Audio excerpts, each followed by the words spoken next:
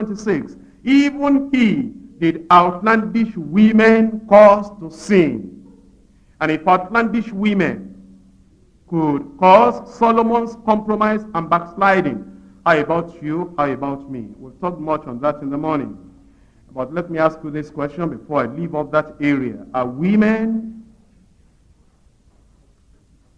the women who are so influential on you, the women, think about it in your fellowship. Are there some women that you can never say no to in your fellowship? That if you are firm and the zonal leaders come to you and the zonal leader says, they say, brother, state representative, I think this is what we must do, this is what we must do. And we think that, if we cut off this program because of our people, it looks like they're over-labored. We think that it will be better for our stage. You say, no, no, no, this is what we're going to do. That's all right. We're going to obey you because the Bible says, obey them that have the rule over you. But that influential woman in the fellowship got wind of it and then heard that the zonal leaders have gone to our state representative and they have not accepted that issue. Oh, well, okay, what do we want from him? Well, we want him to cancel this. The programs are too many. It's inconveniencing to the people. Okay, I'll talk to him for you.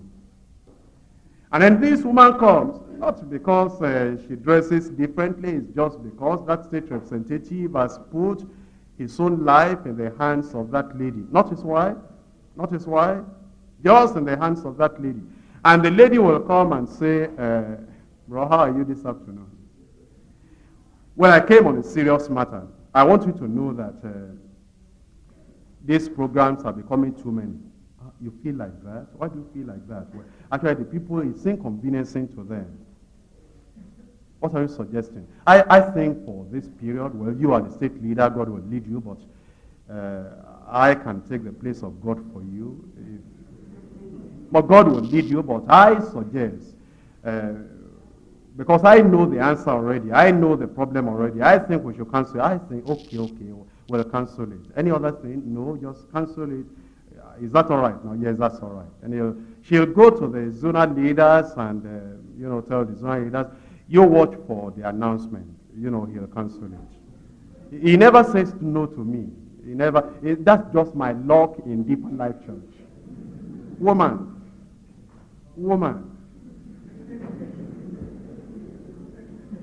Well, if those women are here, well, I thank God for you. You are hearing from your leader. That if you are putting the pastor in the box, if you are putting the pastor in the prison, that please, woman, you will open the door of the prison and say, I remove my hand, and open the door of that prison and throw the key into the sea, into the lagoon, and never touch that pastor again. Don't control that pastor. Woman, that's not your place. That's not your ministry. That's not your privilege. Now, there are men that, like Solomon, they don't know how to say no to a woman. And it will lead you into compromise, easy and fast and quick. But when you make up your mind and you are getting your directives from the Lord Almighty, you are getting your direction and the planning of the program from the Lord Almighty, it is not that there are so many women that will dribble you here, dribble you there, and you can never say no. And if you are being a state leader like that, a pastor like that, deliberately learn how to say no. Even before you think. The moment that woman comes and says, brother, we're going to do this. Don't think at all, just by sheer practice. Just to make it part of your life.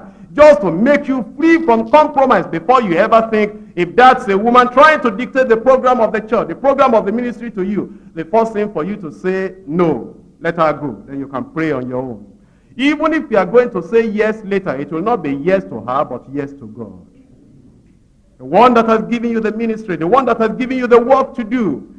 Of course, if it's your zonal leaders, because they are close to the people. They are the people you have chosen in the direction by the will of the Lord to be your eyes in the zones. Of course, when they come to you, don't have the mind of saying no, because these are separate. These are not women that are just trying to have an influence of you. They are not called to have that influence. They are not called to have that ministry. These are zonal leaders that are assisting you. relax, sit down, let them talk to you, and reason with them, and pray with them. If the Lord directs, of course, you are still going to take the final decision, but listen to them. But I'm telling you that compromise will come when the women are so influential upon you that you never can say no. Now think about, I wonder, really I seriously wonder, how Solomon could remain a king with 1,000 women influencing him. 1,000 women. Let's read it. 1 Kings chapter 11. 1 Kings chapter 11. From verse 1. But King Solomon loved many strange women, together with the daughter of Pharaoh, women of the Moabites, of the Amorites, of the Edomites, of the Sidonians, of the Hittites, of the nations concerning which the Lord said unto the children of Israel, Ye shall not go into them, neither shall they come in unto you, for surely they will turn away your heart after their gods. Solomon clave unto these in love, and he had how many wives? Princes, and then how many concubines? And his wife turned away his heart. How many women in all? 1,000. You know, I wonder how that man, you know, there are not up to 1,000 days in 1 year.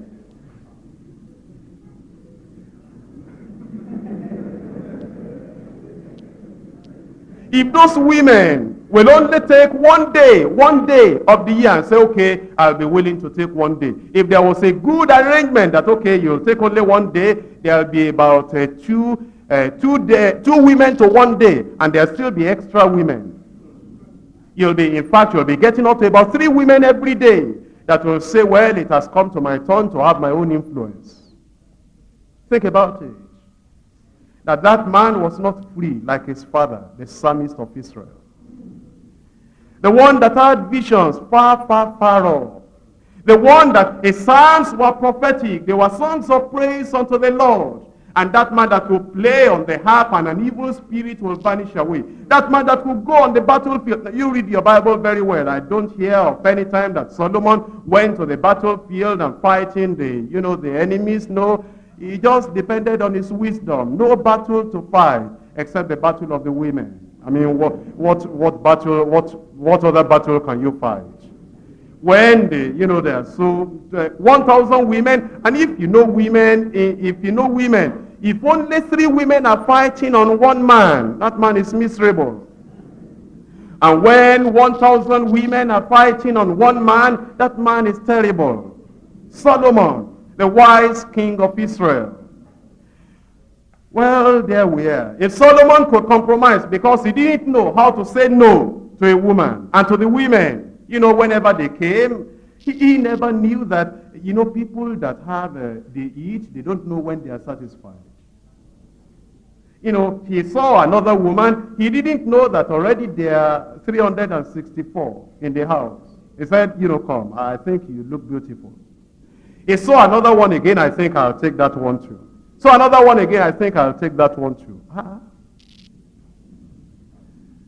You see, you may not be doing that physically because at least the eyes are watching you. They are not called wives, they are not called concubines, but the same influence they had on Solomon, the same influence they have on you. Listen to me. Say, they don't have any influence like that. Okay, listen. In your own state,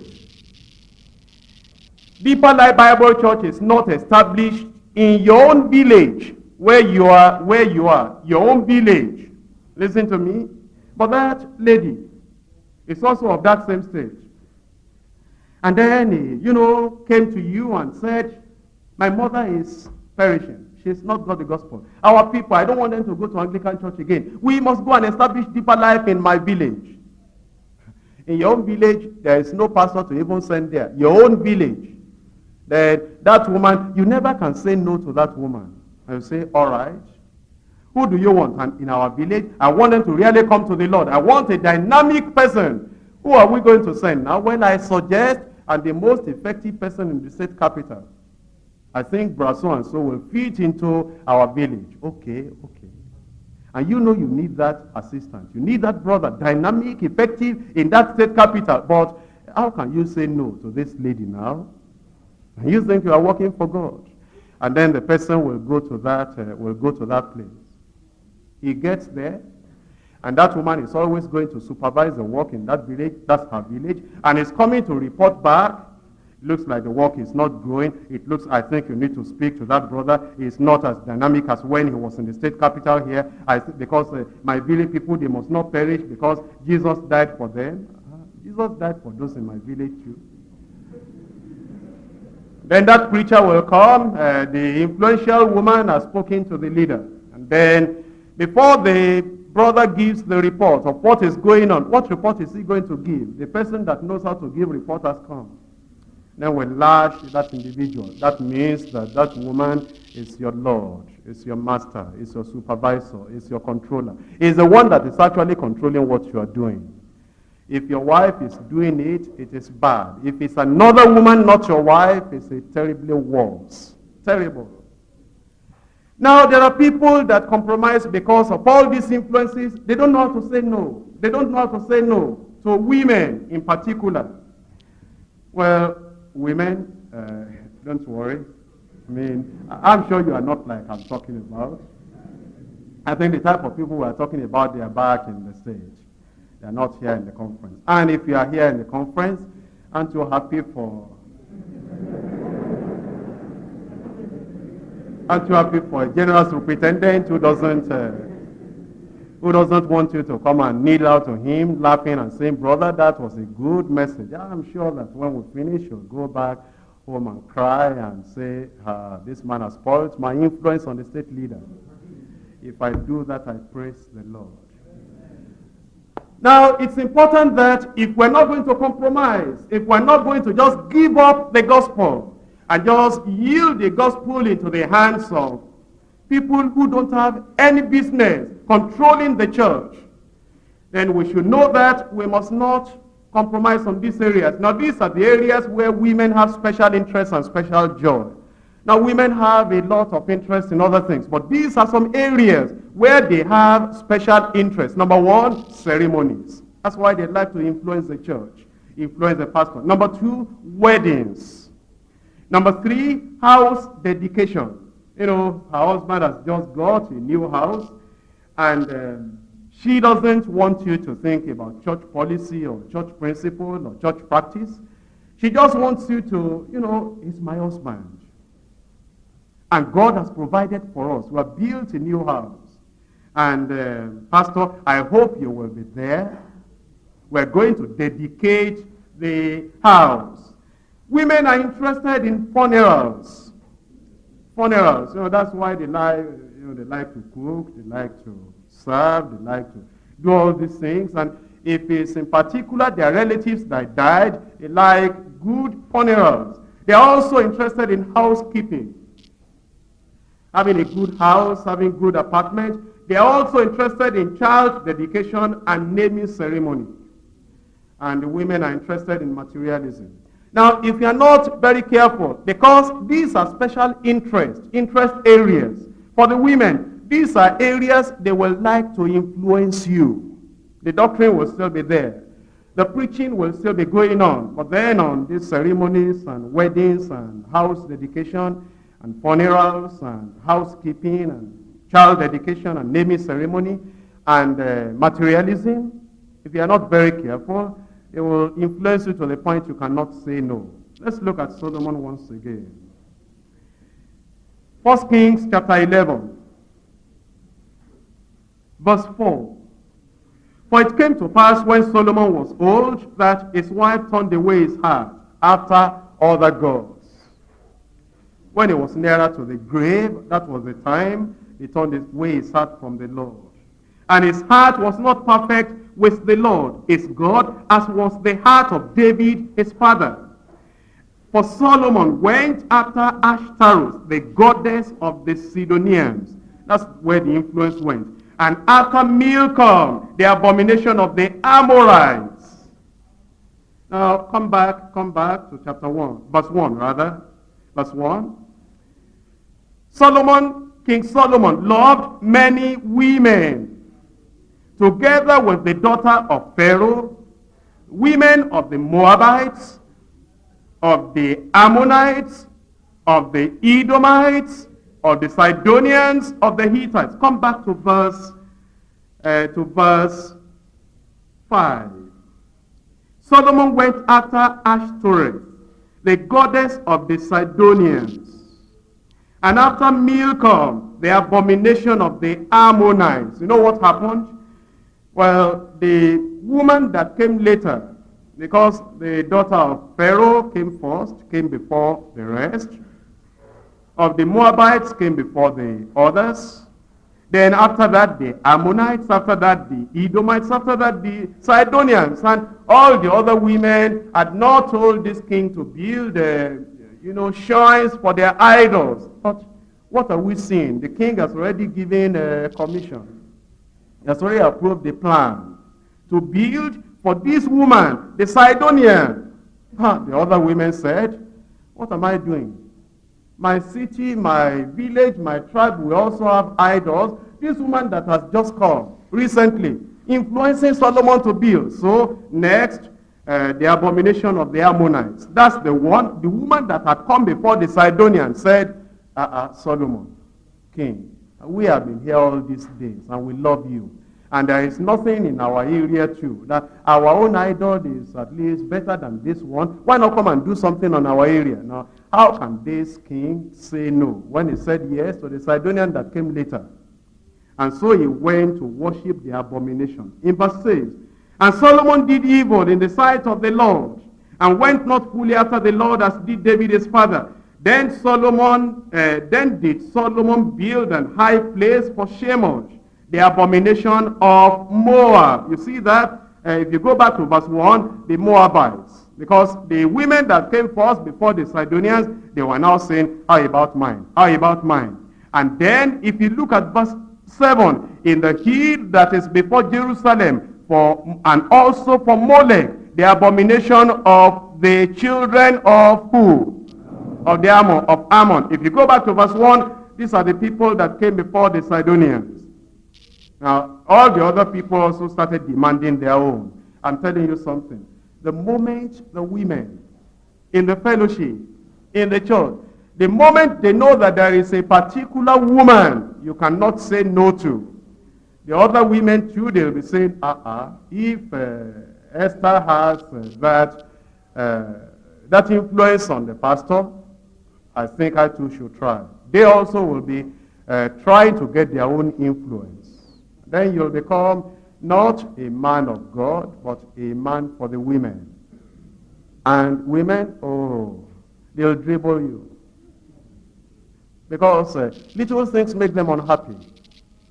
Unhappy about, who you choose to lead the chorus. You're unhappy about who you choose to give a message on the marriage. They're unhappy about who you choose to be a zonal leader. They're unhappy about who you choose to, do this or that. And if they know that you are a person that will easily yield to all these influences, they'll be telling you this, they'll be telling you stories. And it appears that they are the only people that know what is wrong in the fellowship. Tale bearers. But they're telling the tale not just because of wanting to tell tales, it's so that you'll trust in them. And they would eventually be influencing you. Now I gave you 2 Chronicles chapter 18. That's Jehoshaphat becoming into unhealthy